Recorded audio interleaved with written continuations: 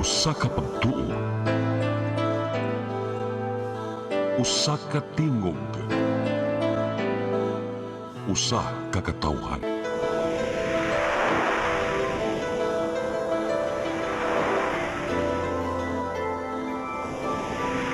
Cebu Catholic Television Network.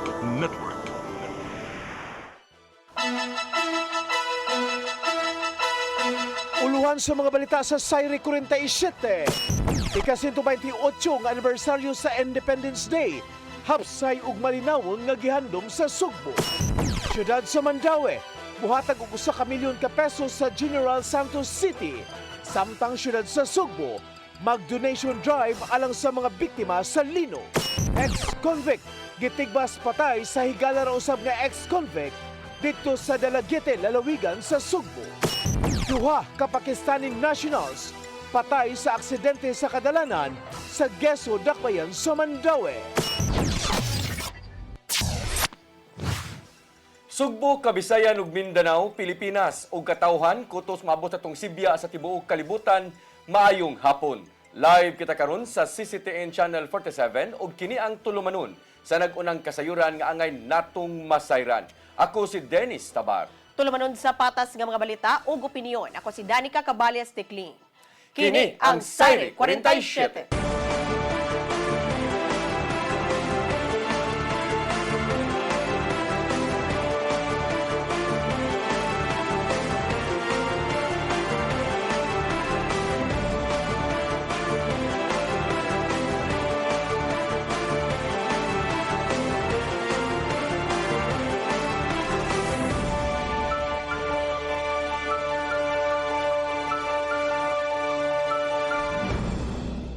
Ug karon sa kumpletong detalye sa atong mga balita, ika-128 nga anibersaryo sa Independence Day gitimaan sa mga lokal nga kagamhanan dinhi sa Sugbo.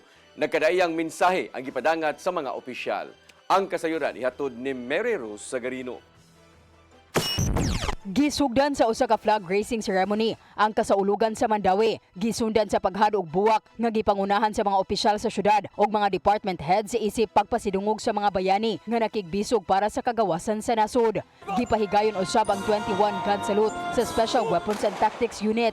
Nidalit og presentasyon ang Mandaue City Cultural Dance Troupe ug Kubakog Martial Arts. Ang kalihukan gitambungan sa Mandaue City Police Office, Bureau of Fire Protection, Bureau of Jail Management and Penology, Philippine Coast Guard ug Department of Education. Sa iyang mensahe, gipasidunggan ni Mayor Owano ang kaisog, sakripisyo o patriotismo sa mga Pilipino nga nakigbisog alang sa kagawasan sa nasod. Gipahinumduman niya ang katawhan nga ang kagawasan adunay kauban nga responsibilidad, makita sa kooperasyon ug responsableng paglambigit sa komunidad. Para nato ang tinuod nga kalambuan dili lamang makita sa mga bag-ong building or proyekto, makita kini kung mas daghan ang adunay trabaho, kung mas sayon ang pag-access sa serbisyo sa gobyerno, o kung mas maayo ang kalidad sa kinabuhi sa matag pamilya. Dungan usab sa paghandom sa adlaw nga kaugalingnan ang ubang mga buhatan sa gobyerno. Sa Cebu Provincial Capitol Grounds, gihandom ni Governor Pamela Baricuatro ang mga lokal nga bayani sama lang ni Dato Lapu-Lapu. Gipanawagan niya ang tanang Sugboanon nga maghiniusa kanunay taliwa sa lain-laing baruganan sa panggobyerno. It reminds me that if our heroes face far greater challenges for the sake of our people, then surely we can face our own with faith, determination, and love for Cebu. Susama usab ang nahimong panawagan ni Cebu City Mayor Nestor Archival at ubangan sa mga nanambong ganiha sa Plaza Independencia. Pinaagi sa tiunay nga pagtinabangay sa tanan, makabot sa umaabot ang gitinguhang kalambuan sa dakbayan hangtod sa mosunod pang panahon. Although independent na ta sa lain nga mga nasod, but kitang mga Cebuanos, kitang mga Pilipino, kinahanglan mag-dependent ta kadausa. Meaning to say, we need to unite each other in order to achieve a common goal. Achieve a common goal nga limpyuhan ng syudad, achieve a common goal nga mahayunta ang dagan sa atong ekonomiya. Sa syudad sa Lapu-Lapu, gipanguluhan usab ni Mayor Cindy King Chan ang wreath-laying ceremony sa Liberty Shrine. Mary Rose Sagarino, CCTN News. Kapin 7,000 ka mga bakanteng trabaho gitanyag sa Department of Labor and Employment 7 atol sa Kalayaan Day Jobs Fair.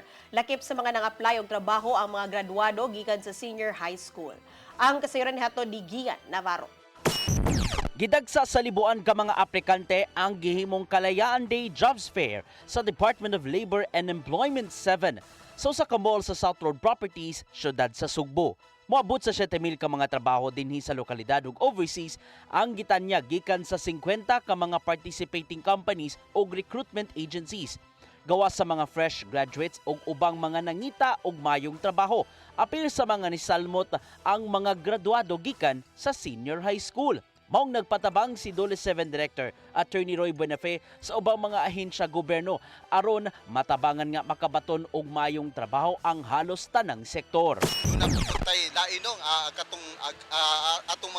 atong mga nangita og trabaho labi na sa nagkadaiyang sektor no sa women sa atong LGBTQ+ nga sectors no ato po ni tagaan og pahigayon aron nga makakita sila og trabaho niining adlaw. Hinon pasalig ang pipila ka mga employers nga tabangan nga makabaton og mayong trabaho ang tanang mga nanginahanglan nini.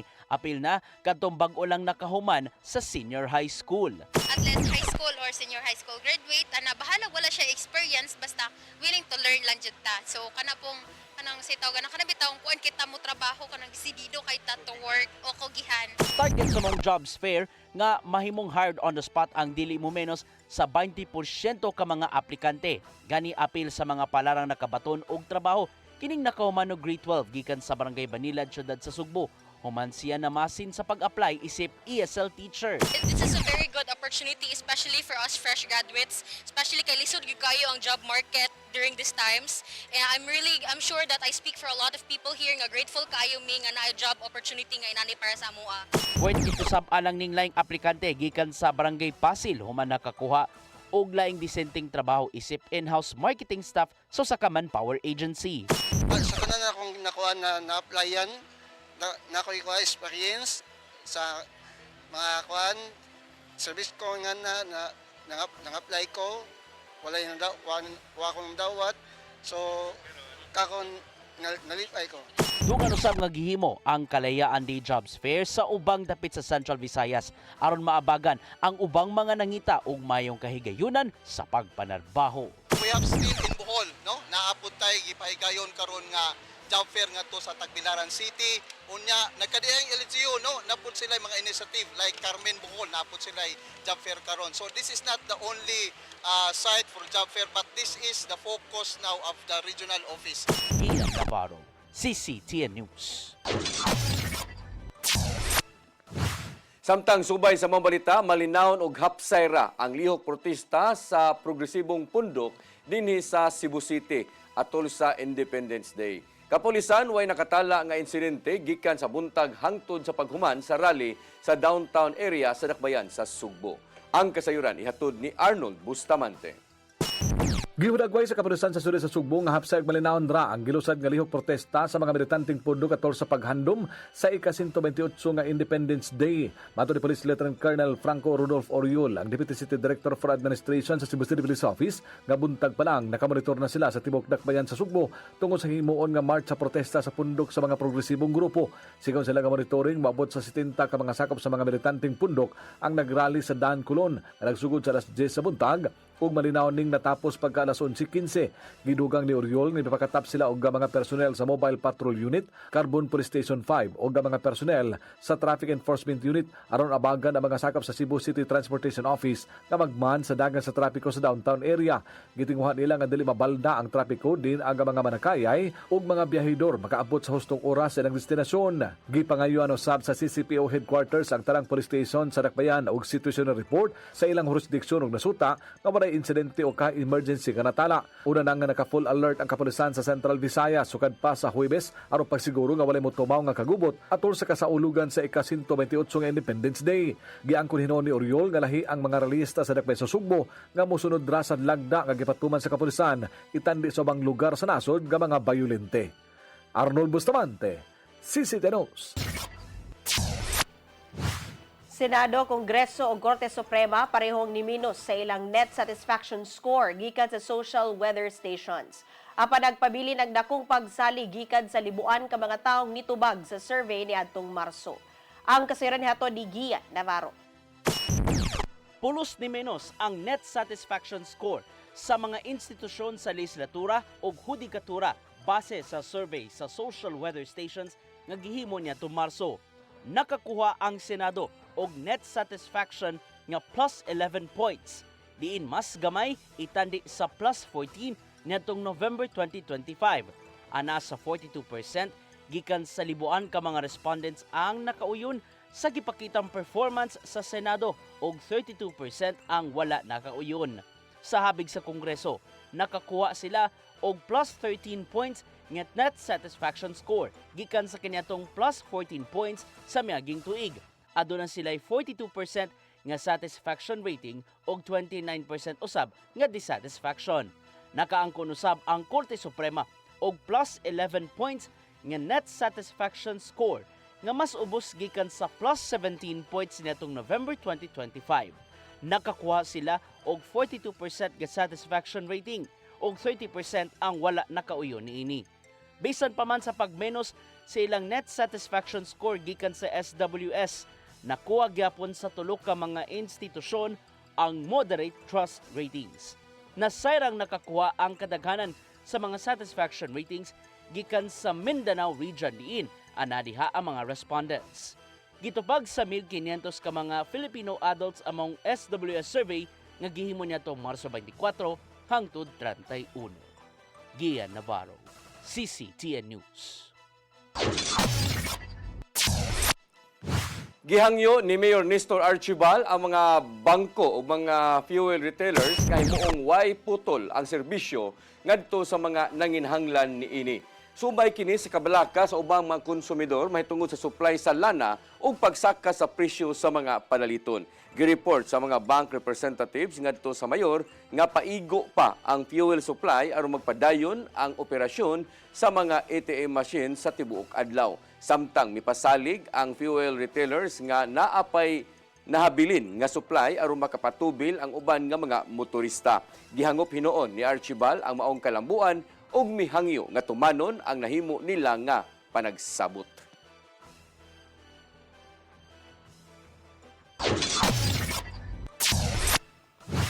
Gidakop sa kapulisan ang Kanye Provincial Jail Warden o kritikong si Byron Garcia sa kasong sexual harassment.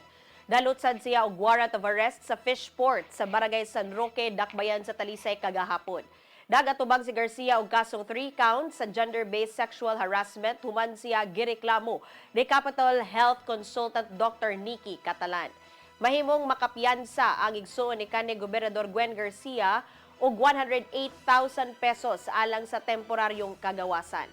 Gitataw ni Garcia nga wala siya'y kalabutan sa kasong iyang giatubang. Samtang gimugatan ni Dr. Catalan nga walay exempted sa striktong pamalaod ang mga nagbinastos gamit ang social media.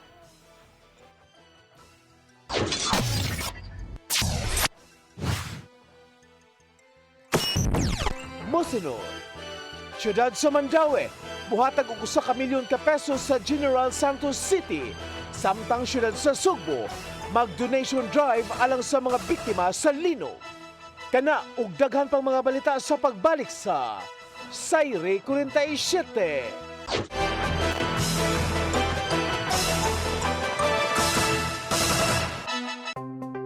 Discover the beauty of the Philippines.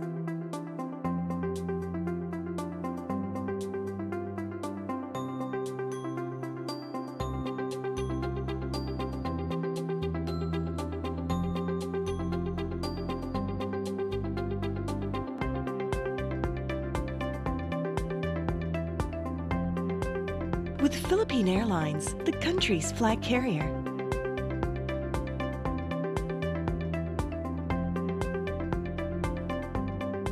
The airline that lets you feel the warmth of the nation.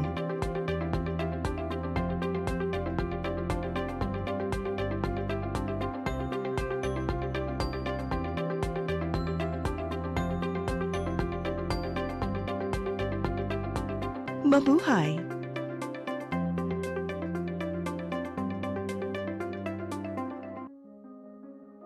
Nangita ka ba og wellness consultation o preventive health support? Ozone po will help, no? So pinapapasok niya kasi po ang oxygen sa cells. So there will be improvement po ng cellular function and reduction. When your blood are full of oxygen, well saturated with oxygen molecule, there are best outcome. At imano nato ang atong kahimsog pinaagi sa husto nga konsultasyon sa lisensyadong doktor.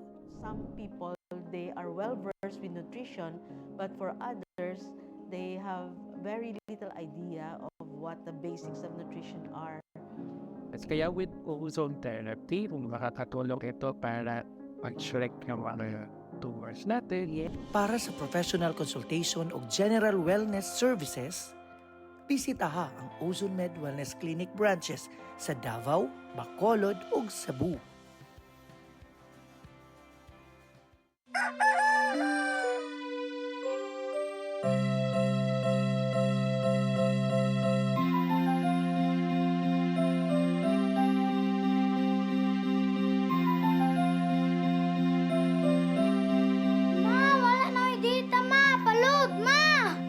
Sorry ma'am, na-late ko. Nangita pa mong ko para internet sa kong anak. Ay, wala na problema. Pag Sinisibu! Sinisibu, Sinisibu. For your internet connection. And for the signal of your cable TV. So fast and straight, that transmission to your home. Sinisibu! Sinisibu, Sinisibu. Offers you to have fiber optics. For your viewing experience, perfect and clear so fast. So great and affordable for you to enjoy. Sinisibu.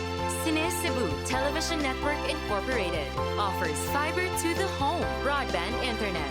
Bundled with fiber to the home cable TV connection. Sinisibu Television Network Incorporated, with its operation in Metro Cebu and the whole province of Cebu soon. And affordable for you to enjoy. Sinisibu!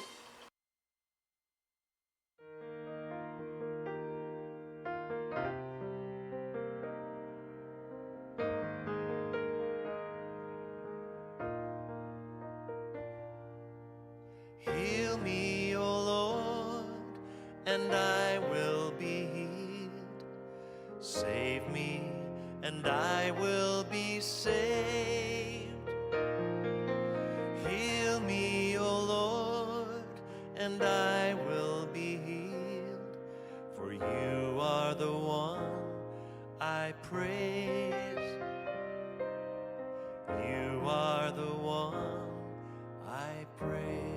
Sing it with me. Heal me, O Lord, and I will be healed.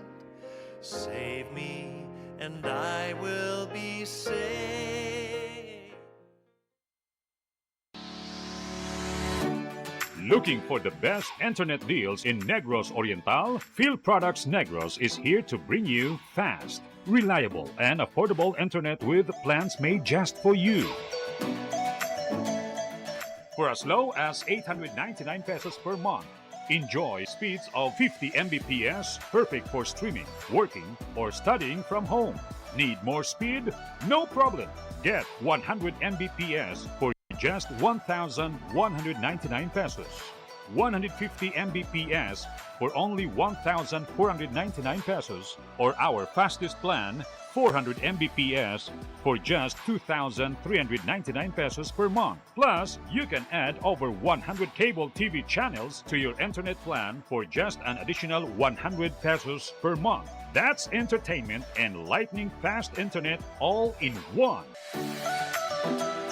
Enjoy no installation fees and start today with a 1,000 peso customer deposit. Call us now or visit our website to sign up with the Field Products Negros.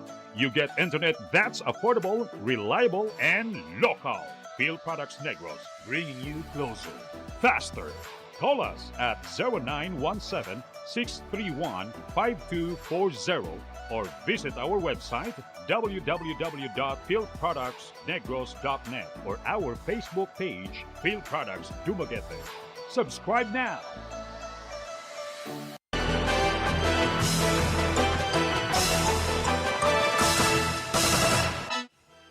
Balik sa ato mga balita, syudad sa Mandawi muhatag og usa ka milyon ka pesos sa General Santos City nga apektado sa 7.8 magnitude nga linog. Samtang mga pampublikong building sa syudad ipasusi ang kahintang. Ang kasayuran ihatod ni Mary Rose Sagarino. Usa ka milyon ka pesos nga financial assistance ang idalit ngadto sa General Santos City tungod sa epekto sa linog sa Southern Mindanao. Matud ni Mayor Tadeo Junquiuano nga naaprobahan sa konseho sa syudad ang pagpagawas sa maong kantidad. Una nang mianunsyo ang syudad nga mohatag og ayuda sa Gensan human gilayon sa 7.8 magnitude nga linog ni adtong Lunes. Matud sa mayor nga mitabang usab sa Sugbo ang Gensan panahon sa kusog nga linog miaging tuig. Giila niya ang maayong pag-atiman sa mga delegasyon sa Mandawi sa miaging Batang Pinoy National Event nga gipahigayon ngadto sa General Santos City Oktubre miaging tuig. Goes to our hearts. No, na kani mga ni tabang nato without asking assistance from them, freely given. So kita ang isa siguro mo bahusad no sa kaya lang sa syudad na financial assistance. Tungod sa kusog nga linog, gimando pagbalik sa mayor ang pag-inspeksyon sa kalig-on sa pampublikong building, ilabi na sa mga eskwelahan o opisina sa gobyerno. Atong mga engineering together sa atong obo. Ako na to silang katong plus pag Gensan good the day good itself ako gipabalik og check nila. Ngayon na lang huwat na lang ko silang final report. Mas kanunayon usab ang drill og emergency preparedness aron masiguro ang kalawasan sa katawhan kung adunay linog. Mary Rose Sagarino, CCTN News. Cebu City Mayor Nestor Archival mihangyo sa uban nga tabangan usab ang mga apektado sa kusog nga linog sa Mindanao. Mahumulusad ang Cebu City Government og donation drive alang sa mga buot mutabang. Ang kasayuran hato ni Gian Navarro. Mulusad ang Cebu City Government og donation drive aron mas matabangan ning panahona ang mga apektado sa magnitude 7.8 nga linog sa Mindanao. Matod ni Mayor Nestor Archival nga kinina ang tukmang panahon aron mobaws ang mga Sugboanon sa pag-abag ngadto sa mga kaigsunang naigo sa maong katalagman. Ilabi na nga napamatud-an ang pagtinabangay sa mga taga Mindanao sa diyang giigo usab sa kusog nga linog ang Sugbo sa miaging tuig. Sumapa sa mayor nga gawas sa cash donations, bukas usab ang dakbayan sa pagdawat sa ubang mga in-kind donations nga mahimong mahatag sa city government. So nga kung gihangyo, kung naay mo donate o cash, ipalit na lang na ninyo dito. Tubig, bugas, kinahanglan silang habol, kinahanglan silang kanang lungaganan, kay naglisod sila kanang mura og bitay, no? Kung pwede. Aplihan ng City Hall alang sa mga mohatag og cash og in-kind donations. Maong nakigalayo ng City DRRMO sa mga Emergency Operations Center sa General Santos City ug ubang dapit sa Mindanao alang sa koordinasyon kung unsaon paghatod sa mga tabang. The schedule would be magdatag mga trucks dito padulong sa General Santos unya mangita ta og areas where asa gid nato mahatag ang katong kinahanglan gyud kay katong areas nga layo akong giingnan ang disaster nga tan-awa dito ang atong brother disaster teams na dito nga mga kay kada munisipyo na aman. Samtang gibutyag ni Mayor Archival nga laumang itunol ang giandam nga 5 million pesos nga cash donation gikan sa Cebu City Government ngadto sa General Santos City LGU sunod semana. Ilabi na nga baguhay lang giaproban sa konseho ang pagkuha sa mga pondo gikan sa PAGCOR funds. Laki pusab sa ilang hatagan og tabang ang ubang mga dapit nga hilabihang giigo sa grabe ka kusog nga linog. Aside from the 5 million nga atong dadon, okay? Unya ato sang tagaan og pagdadanan sila og mga goods nga kinahanglan nila. Ian Navarro, CCTN News. Giablihan sa Metropolitan Cebu Water District ang ilang water hydrants sa barangay Guba ug agsungot ning dakbayan sa Sugbo. Kini aron matabangan ang ubang mga nanimuyo sa bukirang dapit nga makakuha og maayo nga supply sa tubig ngadto sa tagsa-tagsa nila ka mga panimay. Mupagamit usab ang water district og 16-liter nga containers ngadto sa ubang mga buot mohakot og tubig.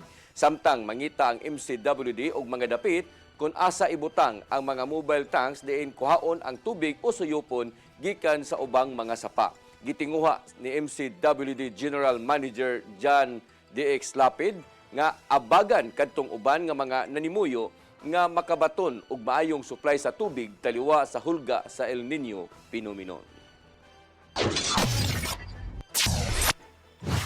Aprobado sa Executive Committee sa Provincial Development Council ang itukod na wind power project sa Alegria, Cebu.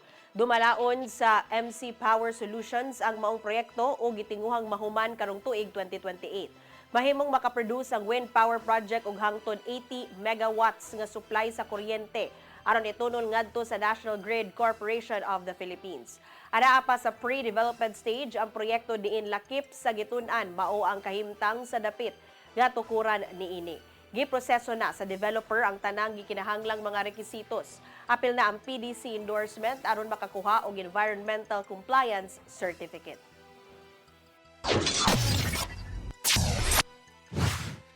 Makadawat og cash incentives ang mga atleta ug mga coaches sa Mandawi City nga nakadaog sa palarong pambansa 2026. Ubos sa ordinansa sa syudad, ang gold medalist makadawat og 15,000 ka pesos, samtang ang silver medalist makadawat og 10,000 pesos, samtang ang bronze makadawat og 7,000 ka pesos. Samtang ang mga coach o mga medal winning nga mga athletes makadawat usab og parehas nga incentives. Giklaro nga kung nakakuha og daghang medalya ang usa ka atleta, ang labing pinakataas nga medalya ang bahin sa iya nga madawat nga insentibo. Nakakuha ang Mandawi og 17 ka medalya sa kompetisyon nga nakatabang sa ikaapat nga pwesto sa Central Visayas sa national standings. Yes, paging sa lang sakripisyo, ilang dedication for making the city proud, no, na for representing Mandawi.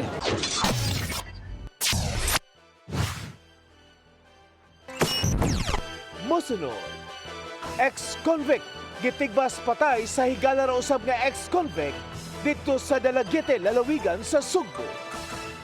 Kana ug daghan pang mga balita sa pagbalik sa Sayre 47.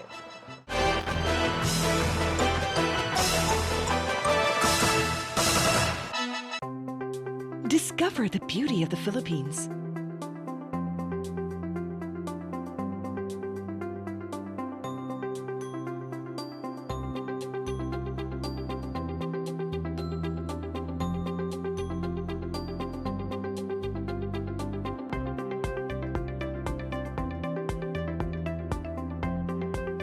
With Philippine Airlines, the country's flag carrier.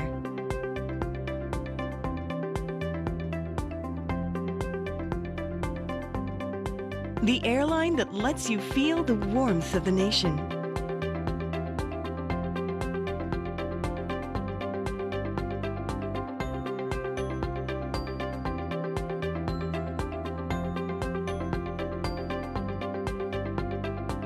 Mabuhay!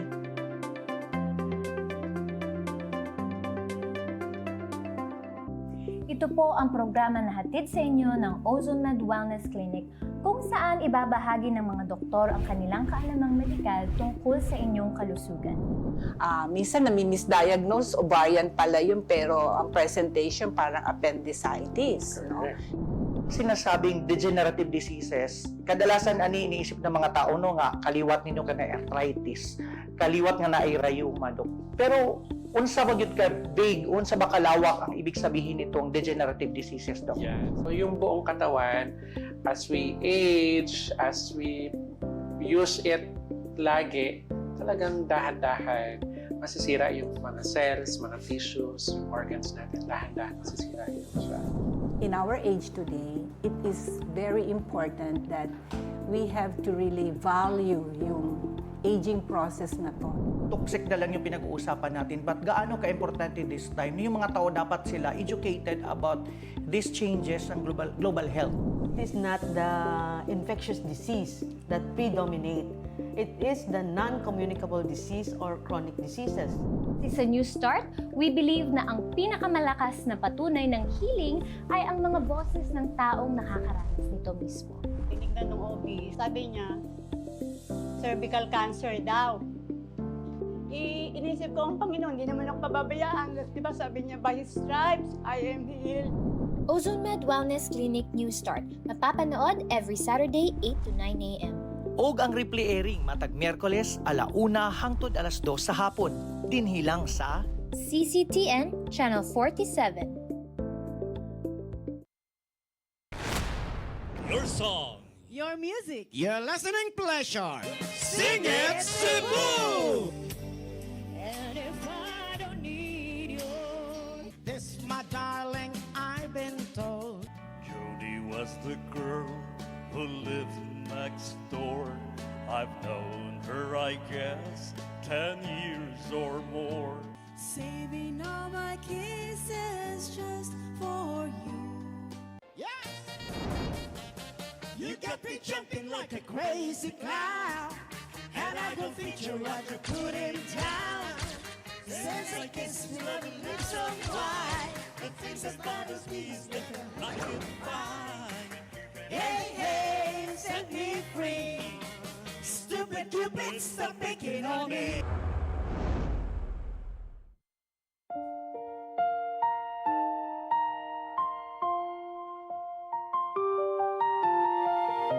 Gugma mo, paglaom ko. Usa ka misyon sa gugma ug paglaom alang sa ato ang mga igsoon. Nga halos nawad ana og pagtuo sa ilang kaugmaon. Daghan kanila ang nag-antos sa kalisod ug kasakit. Apan pinaagi sa gugma sa Ginoo, atong gipakita nga adunay mga tawo nga andam mutabang sa mupadayon ug paghatag ug paglaom. Ang tinuod nga gugma walay pili, bata man, tigulang, pobre man o adunahan. Bisan pa sa mga mananap nga nagkinahanglan o kaluoy o pag-atiman. Kutob sa atong mahimo, magtinabangay kita sa paghatag o kahayag sa ilahang kinabuhi. Busa, mga igsoon, hinahot nga ablihan nato ang atong kasing-kasing sa pagtabang sa uban. Ang inyong gamay nga tabang mahimo ng dako nga paglaom alang sa nanginhanglan. Kamo mahimong instrumento sa gugma o panalangin sa Ginoo. Kini ang programa nga Gugma Mo, Paglaom Ko. Daghang salamat ang inyong alagad si Miss J.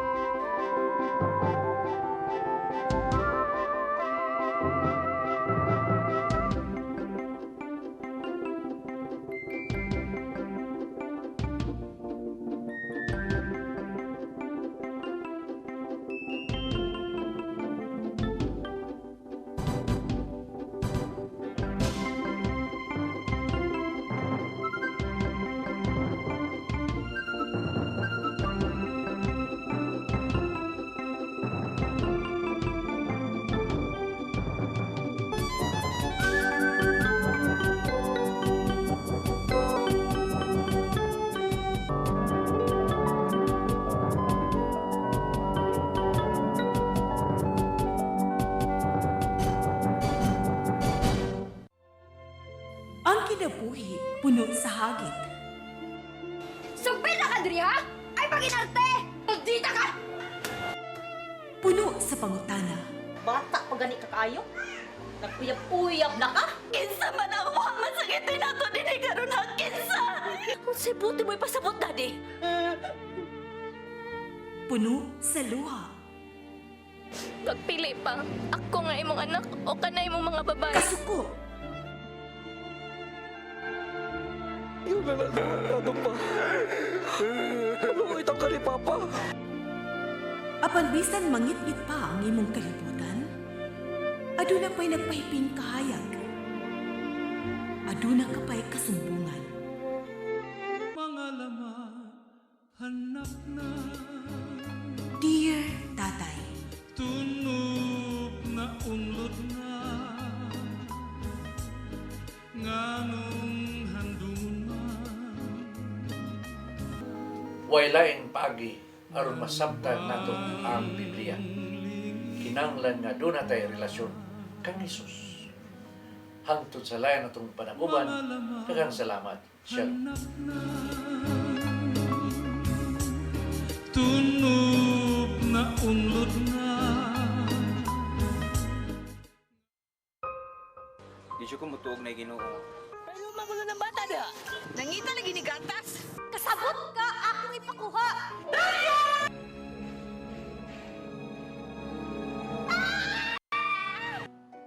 naa sa unang Timoteo 3:15 nga ang iglesia sa buhi nga Dios mao iyang panimalay ug mao ang haligi ug sugaranan sa kamatuoran. Mayo! Kasi tayo! May hatag lang unta kong gatas para sa inyong anak. Basin kadahong ka nga ikaw ang gwapa sa tibok kalibutan. Unsay reparation, Monsignor? Buhi kag laing bata aron mabayran ang imuhang nahimo nga dako kasalanan.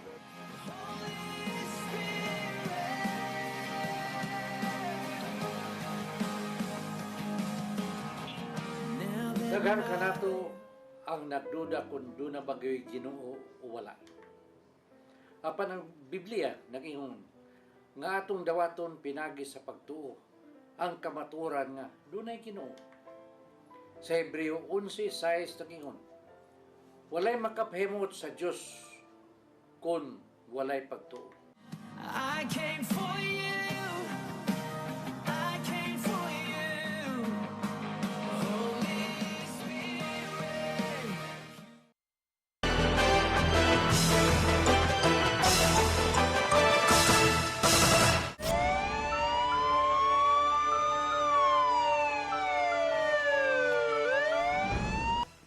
Balik sa ato mga balita, ex-convict gitigbas patay sa iyang higala nga usa-usab ka ex-convict didto sa lungsod sa Dalaget, lalawigan sa Sugbo. Suspek na dakpan na usab dayon sa manhunt operation sa kapulisan. Ang kasayuran ihatod ni Arnold Bustamante. Nakaangkon og daghang samad sa naong og lawas ang 30 anyos nga uritaw nga ex-convict human gitagod sa pagtigba sa ihang higala nga usab ka ex-convict alas 4 kagahapon sa hapon dito sa barangay Balud, lungsod sa Dalaget. Ang biktima nga patay nang naabtan sa mga pulis mao si Jonard Gutib nga nailang bad boy sa Bogadapit nga kanhi binilanggo sa kasong frustrated murder nga taga barangay Karuluhan, lungsod sa Dalaget. Samtang ang suspitsado nga magitumbok ka nagtigba sa biktima mao ang ihang higala nga usab ka ex-convict nga dunay kasong murder ug illegal nga drugas nga si Ponciano Pueblo, taga barangay Balud sa bang lungsod. Mato ni Police Major Vincent Sobrado, ang hepe sa Dalaget Police Station, nga sawa pa ang hitabo si Pueblo natulog sa double deck nga higdaanan sa ubos nga bahin so siyang balay. Karit lang nga miabot si Gutib nga gihulagway nga gisapot o karit din gihapak ang double deck. Hinungdan nga nalimpungatan ang suspek nga nipahuway na itong tungura. Tungod sa kakurat, mibangon si Pueblo o miinom og tubig apan gingong gihagit siya niini. Pinagi sa pagmando nga hulbuton ang ihang pinuti. Gumikan sa kalagot sa suspek, giunhan niya sa paghansak si Gutib gamit ang pinuti. Nakadagan pa sa gawas ang biktima apan gigukod kini ni Pueblo og naabtan-dap din sa karsada ug didto gitiwasan sa pagdigbas sa makadaghang higayon. Nasayran nga duha pa lang kaadlaw gipapuyo ni Pueblo si Gutib sa iyang balay ug wa matinuon sa hinungdan nga gisapot ang biktima dayon nang hagit kini sa suspek. Dadakpan hinungdayon sa kapulisan sa Dalaget ang suspitsado atol sa gilusad nga hot pursuit operation o gandaman ang kinig kasong murder. Arnold Bustamante, CCTV News. Usa ka mamanaay sa Madridejos patay nang nito nga human malumos samtang namana gamit ang kompresor. Matod sa mga kauban niini nga nalambod ang hose sa kompresor, mawala kini nakahanggap og hangin ilawom sa dagat. Ang kasayuran hatod pagbalik ni Arnold Bustamante. Patay ang usa ka 55 anyos nga mamanaay human malumos samtang nga namana gamit ang kompresor alas 4:20 sa kadlawon nitong nga Miyerkules sa kadagatan sa sitio Bislog nga barangay Poblasyon lungsod sa Madridejos, Isla sa Bantayan.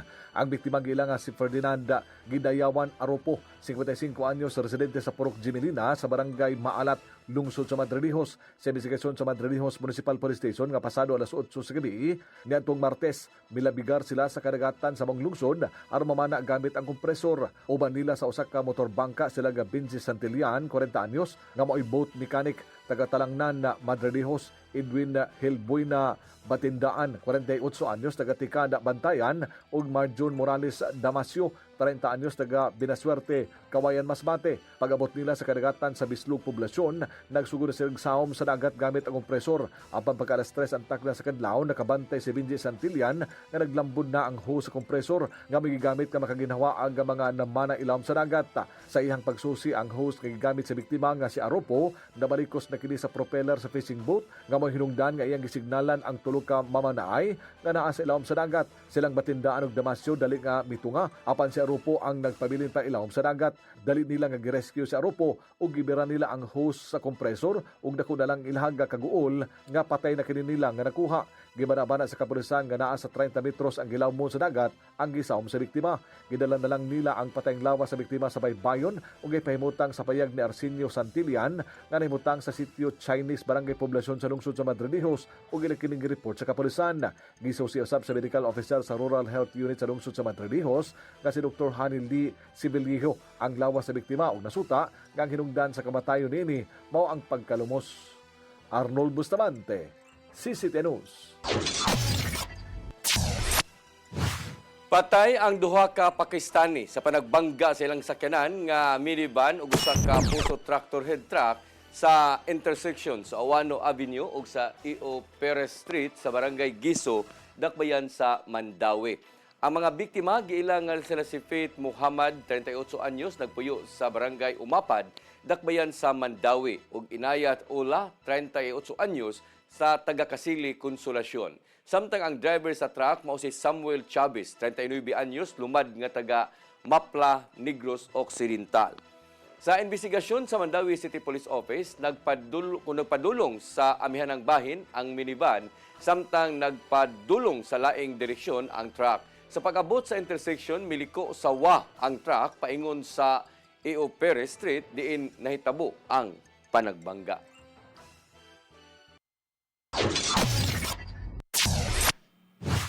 Mao kadto naglangkob sa atong mga balita sa Sayre 47. Ako si Dennis Tabar. Ako si Danica Caballas Tikling. Hangtod Lunes pohon sa inyong paboritong tulumanon. Sayre 47.